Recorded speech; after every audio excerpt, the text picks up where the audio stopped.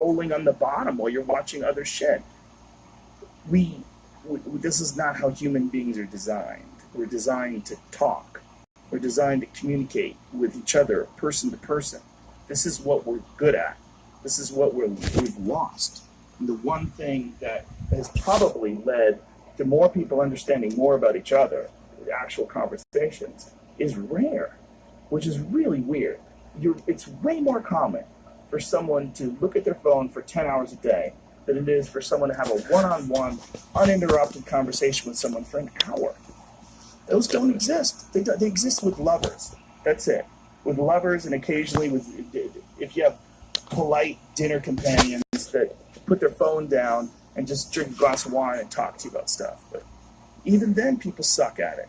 It's almost like people forgot how to do it. They talk over each other. They don't listen to each other when the other person's talking. They're just waiting their turn to talk. We're going down weird roads, these roads where we're sort of distancing ourselves from compassion and understanding and real communication. Absolutely. Let's do that here. Psychedelics might help. Yeah, I've got this back hole, and the only thing that works is deep tissue massage. They give you a robe, they play nice music, they give you food, and they're setting the set and the setting and the ambiance of the room. It enhances the experience of getting the massage. When you go into the room, the lights are down. They might have a candle lit. There's some fucking hot rocks in the place, and they're playing beautiful harp music in the background. The setting is a part of the experience of getting massage. If you could have something like that and have these things common for the use of psychedelics, where you could go to how you feeling, what are you trying to achieve through this, and then work you through an experience. I think this could be enormously beneficial. It already has that. Sure, it already has that. I mean, we keep talking about psychedelic medicine all the time, but so much of this has been done. That's the really great thing. Hydrogen used to be a pharmaceutical in plants, although it was used at lower doses of psychedelics. Enemies ahead! MDMA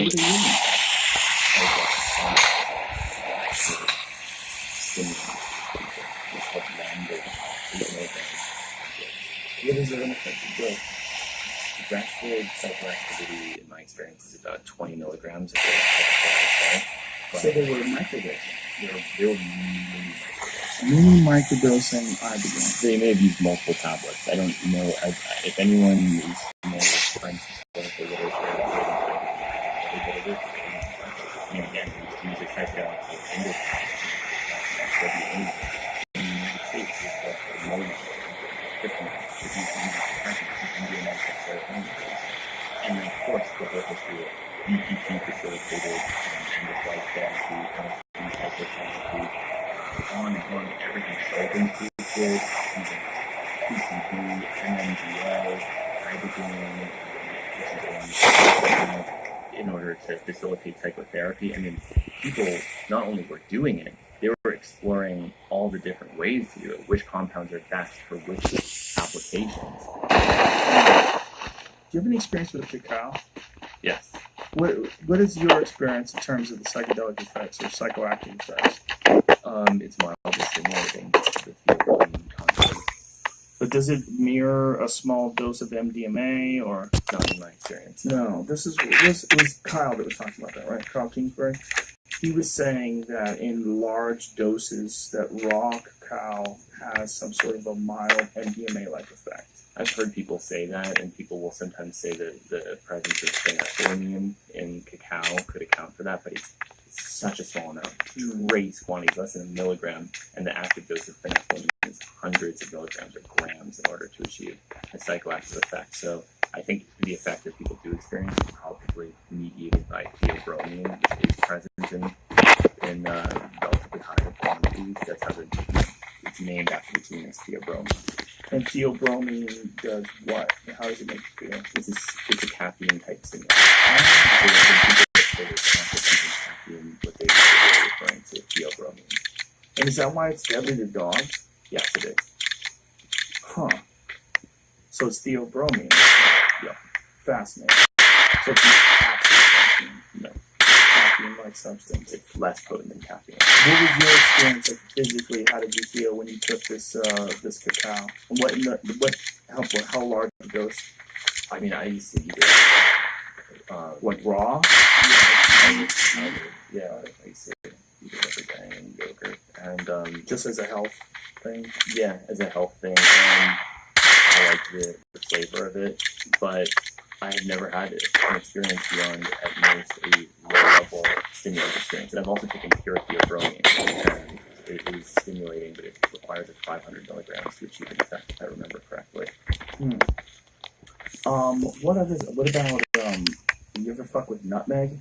I mean, it's a fascinating area. Of course, prisoners historically did it, Malcolm X did it, and the essential oil of nutmeg contains myristicin, which is a precursor to the psychedelic amphetamine MMDA, not MDMA, but it's methoxy-MDA, and as well as elenicin, which is another psychedelic precursor, as well as one of them, maybe even saffrol, actually. I think it's saffrol, elenicin, and myristicin.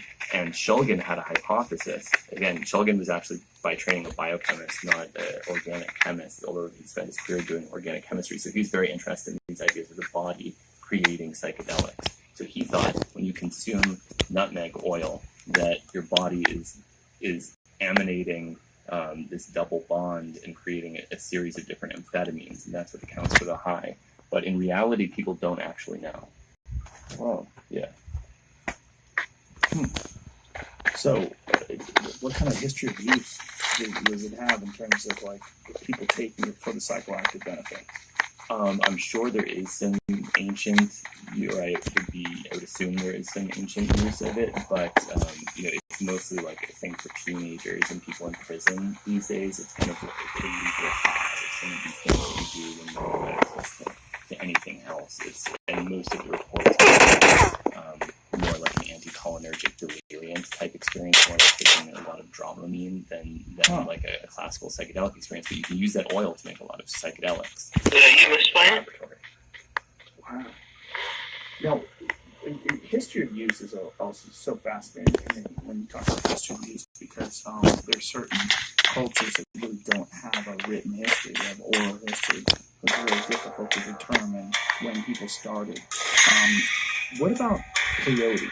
What is it? There's different histories, because peyote is used, it grows naturally over a relatively broad region from the southern United States into, I believe, mostly northern Mexico. And so in the United States, the history is about decent. But That's then crazy. Fantastic. Of course it's not on. I've never experienced it. What is it like? Well, again, it's another one of these plants that has but then it has these other accessory alkaloids and modulated experiments. So what's really interesting about peyote is it contains this chemical called peyote. And peyote, I have some What's up? from like 1990s. Where all the honey's at? It must be maybe like sometime like that. And they talk about every pharmacy must have 4 3 substances every pharmacy. And Good weed. no, very little research, 20%. And this is one hospital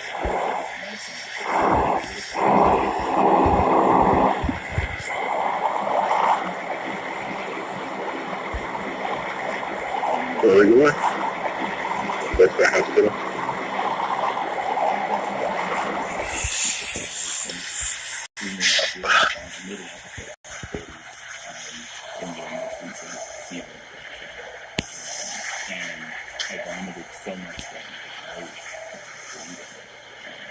I believe I can fly.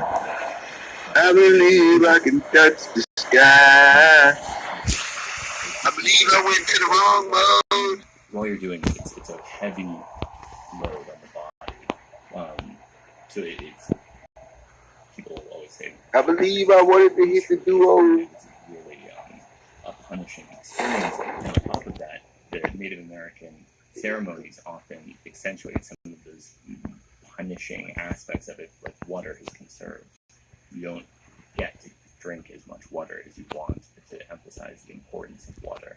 In Mazatec salvia ceremonies, there's no water at all, which I think actually increases the absorption of the nutrients, because the natural reaction when you eat something disgusting is to wash it down with water. These are little things that people do impulsively without thinking about it, and they change the nature of the experience. So anyway, you eat this cactus, it's incredibly nauseating and bitter, and then you have maybe a 12-hour hallucinatory, euphoric state that's very beautiful and strange. Can you just eat the cactus raw? Yeah, some people grind it, some people cook it. The cactus, you can get that shit at Home Depot. You can get San Pedro at Home Depot. It's not the same. No. Peyote is a dumpling cactus. It's a very small, somewhat spherical cactus that produces beautiful white and Devils. flowers, and it's incredibly slow growing, which is why the conservation of peyote is an even bigger issue than the conservation of toads. I mean, the peyote, all these psychedelic plants have major conservation issues that need to be addressed, but peyote is arguably the biggest of them all, because this is a slow growing plant. If you want to learn patience, grow peyote. That is how you learn. I mean, this bottle cap, I mean, it would take 5 years before it's the size of a dime if you grow it from seed. Yo, Sykes, I hear So when like you're every creating something footstep. that's, you know, that's as big as the rim of a coffee mug or something like that. It might be 20, 30 years old. Jesus Christ. So there's a lot of history in these plants. They call them grandfather peyote, and I think the reason is that by the time that they're ready to be consumed, they often are grandfathers or grandmothers. They have produced seeds and have offspring and all this stuff because it takes that long. So yes, it's very slow growing. It's not a sustainable practice the way that it's being done, but there's also even bigger threats to the environment in the form of root plowing all the territory to build Walmarts and subdivisions and different things in South Texas, because most of that land is privately owned. And it's difficult because there's a belief in the Native American church that it has to be outdoor, natural grown. It can't be a greenhouse cultivated plant, because part of the potency and the value is from its interaction with nature. So if it's sustainably harvested where only the crown of the cactus is removed, but this long carrot-like taproot is left in the soil, it can regenerate new heads. But if people don't have proper harvesting techniques, it can decimate the population very quickly, especially because it's not a very potent substance. It requires many of these ultra slow growing plants. Wow. So, what is the natural territory of it? How wide is the natural territory of these You know plants? where the fuck I that can't guy tell you was. exactly, but it's not very large. So, if it got very popular, there'd be a real problem. Yeah, it probably won't. I mean, you know, the people that care most about it outside of the Native American church are, interestingly, cactophiles in Thailand and Japan who grow it for purely aesthetic purposes because it's so beautiful. They would never even consider it because to them it's this prized ornamental plant that produces amazing fruit and flowers and lives seemingly forever. And if you take care of it, it can just look amazing. So there's a huge peyote scene in Thailand of people that never would dream of consuming it. It just grows ornamentally. Wow. Now, San Pedro cactus, does that have psychoactive properties? Absolutely, yes. And did you have to extract it in a different way? Like peyote, it can be consumed raw.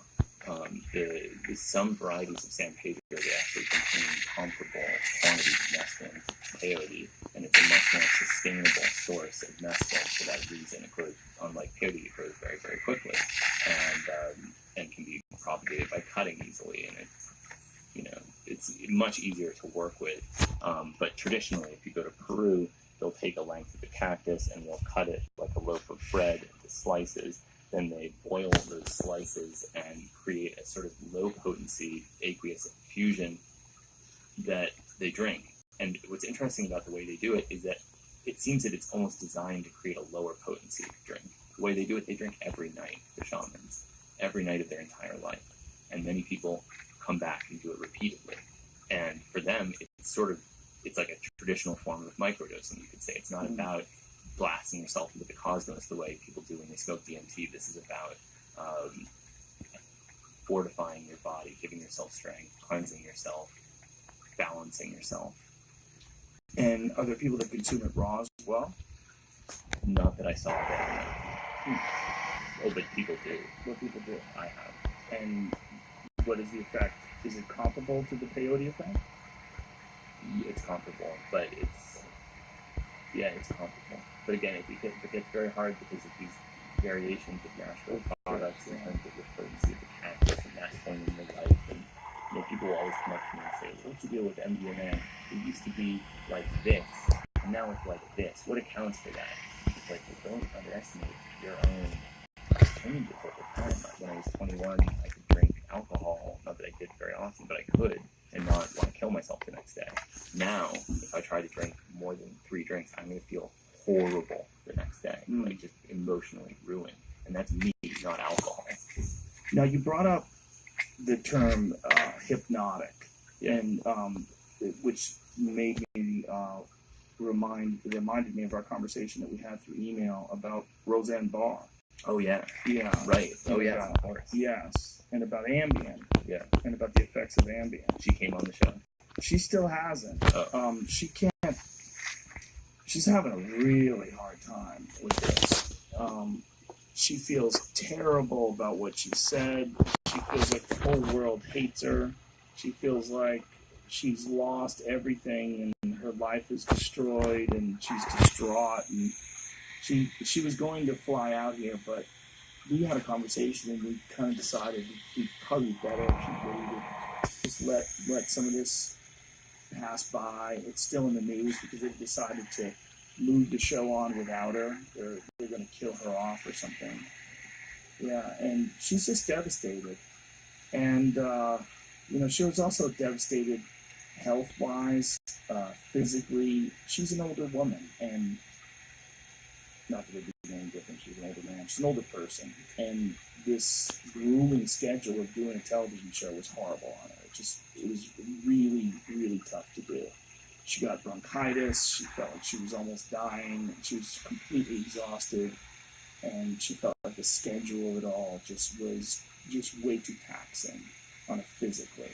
Then on top of that, she's on a host of different things. If we ever do wind up sitting down and talking on the podcast, I'll get her to list the various things she's on. But she's on various antidepressants. She changes them up, mixes them up. One of the things she said to me is she needs to get her doses readjusted. She drinks alcohol regularly. She smokes marijuana regularly. She's also on Ambien regularly. Takes it every night to go to sleep. And, I tried to explain to her the fact that you're not getting real sleep. And, it's not something you should take and rely on a daily basis. They even tell you to get off of it. And it's difficult to get off of it. But people want to dismiss the idea that she could have said something that's completely out of character or done something that's completely out of character while under the influence of this stuff. That it could have contributed to that. They want to dismiss it because they want a villain. They want no, she's bad. They want this childlike, simplistic reasoning and rationalization for what she's done. Right. Prime example is the schizophrenic nature of the way drug use in society. If something like bath salts or K2, they're responsible for everything. One toke of that stuff and you're eating your best friend's face under a bridge. But then, in Roseanne's case, they have no explanation whatsoever, no exculpatory value. They can't be used to explain anything. Is it an excuse? No. Is it an explanation? I think yes. I think that intoxication can explain all sorts of inappropriate behavior, and to pretend otherwise is, again, dishonest. Anyway, and Sanofi, the pharmaceutical company Ambien, widely shared tweets saying racism is a side effect of Ambien. But it's a little bit ridiculous for them to have done that, especially someone mentally ill, because if you look at the medical literature, the fact of the matter is that Ambien is associated with all sorts of absurd behaviors. command hallucinations where people stab themselves, jump out windows, people that, butter their cigarettes and smoke them, people that paint their houses in the middle of the night with no memory whatsoever, and it's a profoundly, profoundly disinhibiting drug. So, here's maybe a somewhat analogous example from my own life. I never took anti-employment for this reason, because I'm around strangers, I don't know what I'm going to say or what I'm going to do, but I'm on Twitter, but I'm happy with it. So disinhibiting, I might do something easier than to talk to my church, I have no idea. You predict what you're going to do when you have no inhibition whatsoever. So I remember once I was on the plane to Berlin, I did take Ambien, and I started in this delusional state thinking that the cabin crew and the person that's announcing over the intercom is saying various Nazi things. That's like an unfair stereotype of all Germans and Nazis. That's offensive, but I had no control over this, like, specifically German, talking in German, doesn't mean that this is like a Nazi airship, because you're just completely out of your mind.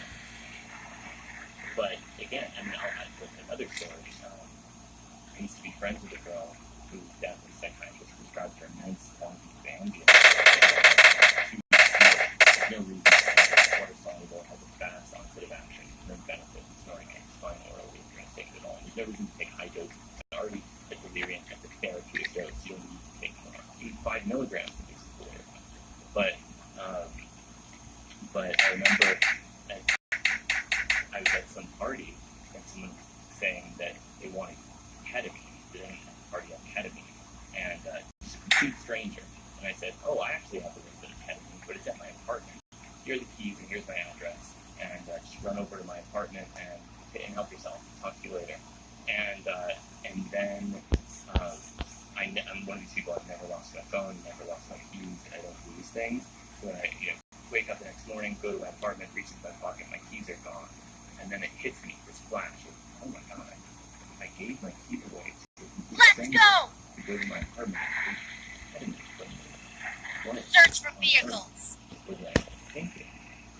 What level is an addition? Stay alert. Something that insane. Luckily, I was there. I spent the rest of the day tracing and finding that person. Stay alert. People happen to be very courteous people and actually did go to Impressive. did take the small amount of ketamine that I had, and then just lock the door after themselves. But again, like, this is a profound Impressive. substance. There's a study, you look up, they used the beta blocker, propranolol, and they found that it actually seems to block implicit racial bias in people. What they're suggesting is that there's an adrenergic component to implicit racial bias. There's a certain maybe heart rate or fear response. And once that's physiologically blocked, you become less racist in a sense. It's not a conscious decision. Conscious racism isn't reduced to implicit racial bias. These are like really complicated, higher level questions about how drugs impact cognitive functioning.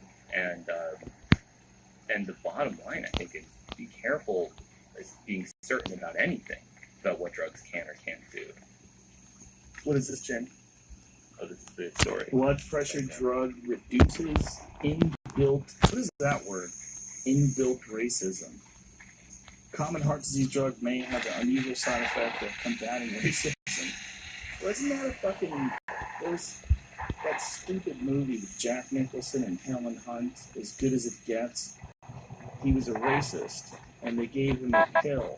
They gave him some medication, and it reduced racism. It stopped him from being racist. Whoa, I completely forgot. I remember it because I was angry.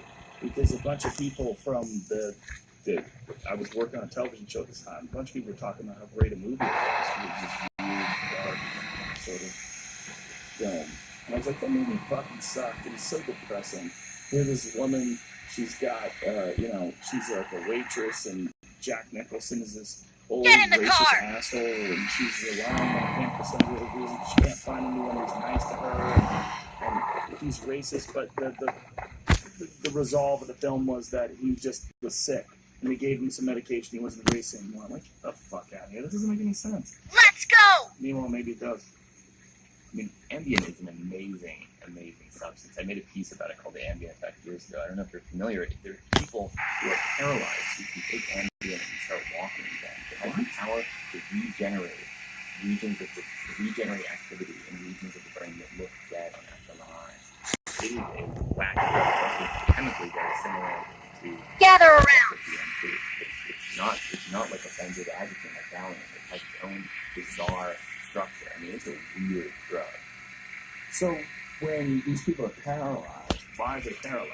Like, what's wrong with them? Strokes, traumatic brain injury, various reasons. There's a book about it called Open Brain Damage. I believe the title of it is.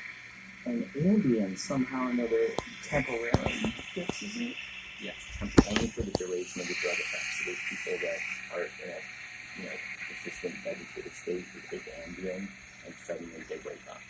What the fuck? Yes, yeah. It's well documented, and it's a really bizarre effect that is exclusively present in Ambien and maybe slightly in Valium as well. Yeah, I thought that the statement that the pharmaceutical company made about racism not being a side effect was kind of cute. It's kind of witty.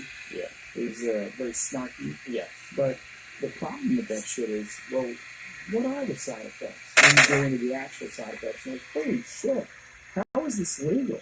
And then you go into the side effects of like, what is this doing to people? Like, Well, yeah. Here's another one. It supposedly increases consolidation of negative memories. whoa, Yeah, there's a lot of weird stuff. negative memory. Increases consolidation of negative memories, causes just total hallucinatory insanity at higher doses. It's maybe the most powerful disinhibiting agent I'm aware of, and is able to restore cognitive and motor functioning in people with traumatic brain injuries. What a weird drug. Very weird. And not something Get to the people should be safe zone. taking every day. Just not. It's certainly addictive. I mean, it binds to, even though it's not a benzodiazepine itself, it binds to the benzodiazepine site on the GABA-A receptor. But yes, no, it's addictive. It's super addictive. So for that reason alone, people shouldn't be taking it every day because they're horrendously dependent on it. And withdrawal is ruthless. The withdrawal is total insomnia. So most people just go right back to it. Or, you can then transition onto different types of hypnotics, like taking anticholinergic, like Benadryl to sleep, or cannabinoids, cannabis, things like that, or, just things that don't bind to the GABA-A receptor in order to try to reduce tolerance. There's ways around it. You're not doomed if you start taking it, but it's certainly habit forming and something that's best to avoid if you don't require it. And it doesn't give you real sleep, correct? I mean, you're missing some part of the sleep cycle. Dr. Matthew Walker was on here as a sleep specialist, and he went into depth about it, but I really don't remember his exact description. But he was talking about how it bypasses certain cycles, and you're not getting a real night's sleep. I'm not aware of that, and it wouldn't surprise me. Usually, there's a debate about what the most restful part of sleep is. I think slow rest, restful type, and that's actually supported or promoted by chemicals like muscimol from the Evans and scale.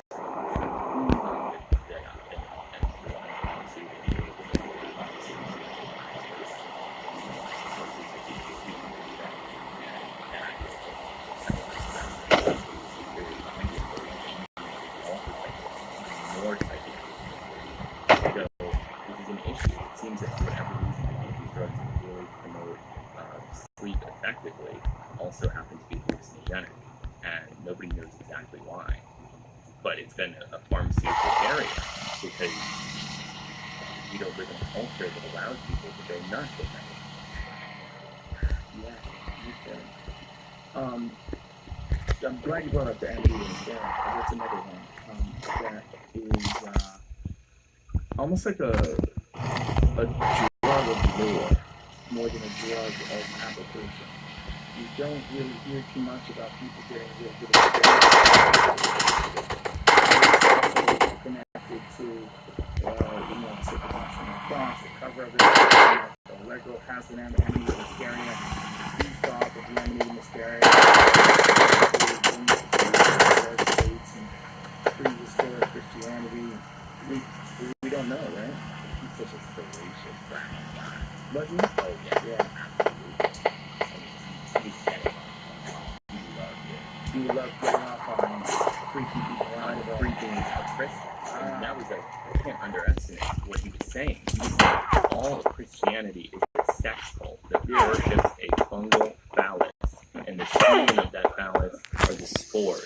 Yeah. So all Christianity is an ancient fertility cult. That's a big claim from a serious, Oxford-educated, Dead Sea Scroll scholar who was respected up until that point.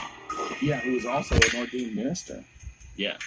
I mean, there's a great book called Shroom that argues that this is all some kind of Maic or something. Yeah. So it's like, it doesn't, I'm not in a position reading his book, which is all having to do with the etymology of these words, their origins in different languages. I just don't know enough about these ancient languages to make an informed assessment of his claims. But, which is, I think, one reason that they kind of hung around in this lore for such a long time, because it's hard for people to say with certainty if they're true or not, although I lean to them toward them probably not being well supported.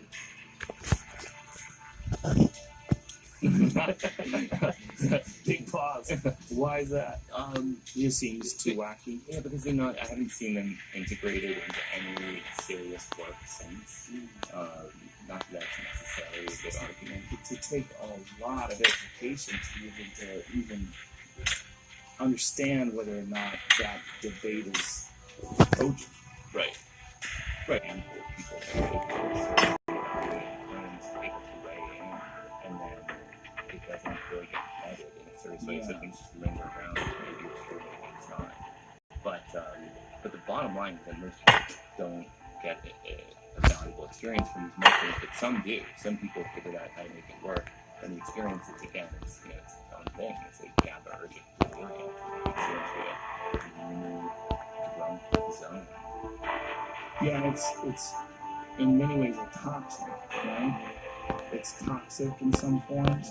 Well, it contains another chemical, ibotenic acid, that is potentially very toxic, although it hasn't really been known. In fact, it also contains a complex of this element vanadium that could potentially be toxic as well. So there are some legitimate toxicity concerns that I think anyone who's consuming it should be aware of. The idea that this might be isolated muscimol that's hard to extract. But yet it's connected in so much artwork and so much ancient depictions of. And there is no question that when you see that mushroom in habitat, that it's completely spectacular. There's nothing else like it. It is a magical experience just looking at it. Yeah, I ran across it only once in Colorado in the woods. It was amazing. It was a big one too. It's this big, beautiful red with white dots on it. It's like one of the most gorgeous things you could ever see growing. Yeah. Yeah, and it's legal, right? It's legal to possess. Again, yes, it's legal because it's Can't not really that do anything to it. enjoyable for most people. But is it possible that we just are doing it wrong, and that the information has been lost as to how to? Because a lot of people felt like it might have been a part of Soma, which hasn't really been defined as to what Soma is. Right. Yeah, those debates are not really my cup of tea. Right. Because it's like just tons of guys pushing this or that argument without like a lot of evidence one way or the other. And so I don't know. And then there's people that argue that urine drinking is somehow required to concentrate the muscimol in one way or another. If you want to learn about it, I think the best way to do it is actually through this other related drug, gaboxetol, which was